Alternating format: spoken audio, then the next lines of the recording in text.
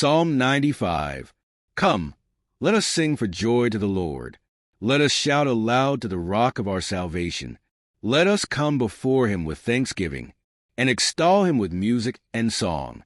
For the Lord is the great God, the great King above all gods. In his hand are the depths of the earth, and the mountain peaks belong to him. The sea is his, for he made it, and his hands formed the dry land. Come, let us bow down and worship. Let us kneel before the Lord our Maker. For he is our God, and we are the people of his pasture, the flock under his care. Today, if only you would hear his voice. Do not harden your hearts as you did at Meribah, as you did that day at Massah in the wilderness, where your ancestors tested me. They tried me, though they had seen what I did. For 40 years I was angry with that generation. I said, they are a people whose hearts go astray, and they have not known my ways. So I declared on oath in my anger, they shall never enter my rest. Psalm 96.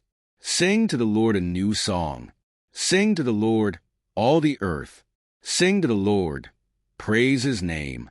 Proclaim his salvation day after day. Declare his glory among the nations, his marvelous deeds among all peoples. For great is the Lord and most worthy of praise. He is to be feared above all gods. For all the gods of the nations are idols, but the Lord made the heavens. Splendor and majesty are before him. Strength and glory are in his sanctuary. Ascribe to the Lord, all you families of nations. Ascribe to the Lord glory and strength. Ascribe to the Lord the glory due his name. Bring an offering and come into his courts. Worship the Lord in the splendor of his holiness. Tremble before him, all the earth.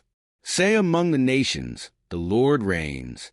The world is firmly established. It cannot be moved. He will judge the peoples with equity. Let the heavens rejoice. Let the earth be glad.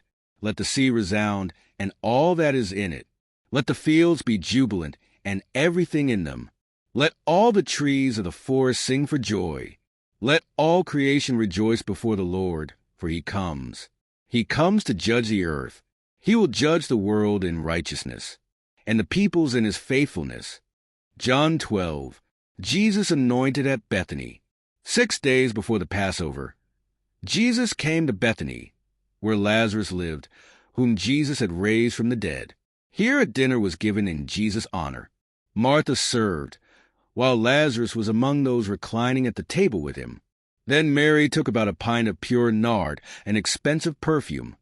She poured it on Jesus' feet and wiped his feet with her hair. And the house was filled with the fragrance of the perfume.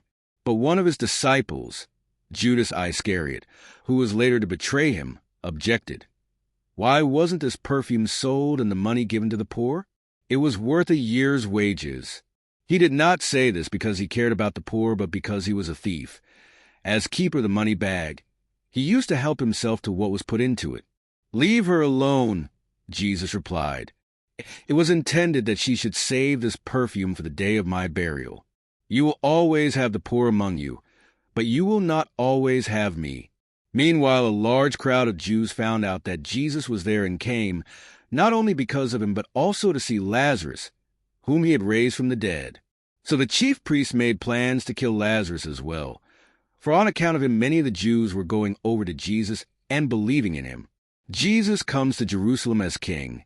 The next day the great crowd that had come for the festival heard that Jesus was on his way to Jerusalem. They took palm branches and went out to meet him, shouting, Hosanna! Blessed is he who comes in the name of the Lord. Blessed is the King of Israel. Jesus found a young donkey and sat on it, as it is written, Do not be afraid, daughter Zion.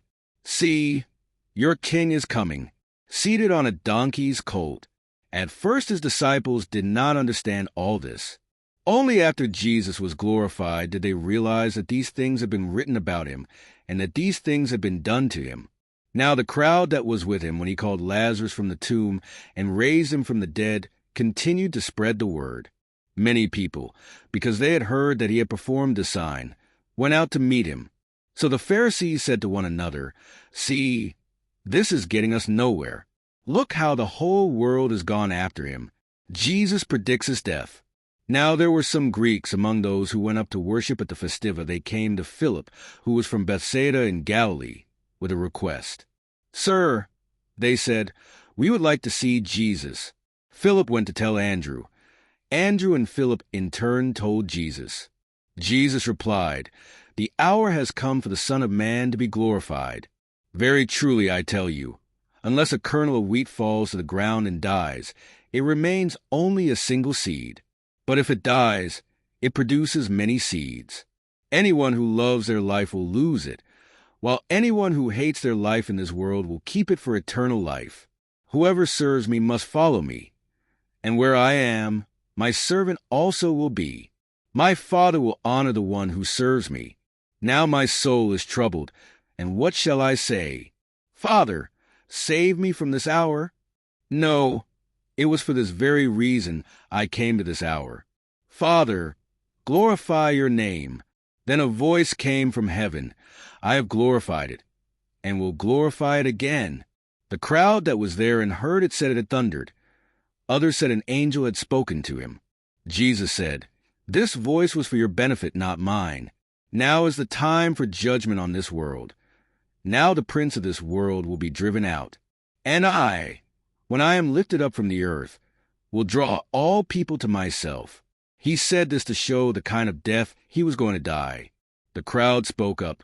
"We have heard from the law that the Messiah will remain forever. So how can you say, 'The Son of Man must be lifted up'? Who is this Son of Man?" Then Jesus told them, "You are going to have the light just a little while longer. Walk while you have the light, before darkness overtakes you.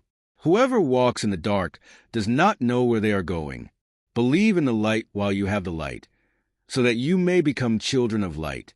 When he had finished speaking, Jesus left and hid himself from them. Belief and unbelief among the Jews. Even after Jesus had performed so many signs in their presence, they still would not believe in him. This was to fulfill the word of Isaiah the prophet. "Lord, who has believed our message? And to whom has the arm of the Lord been revealed?"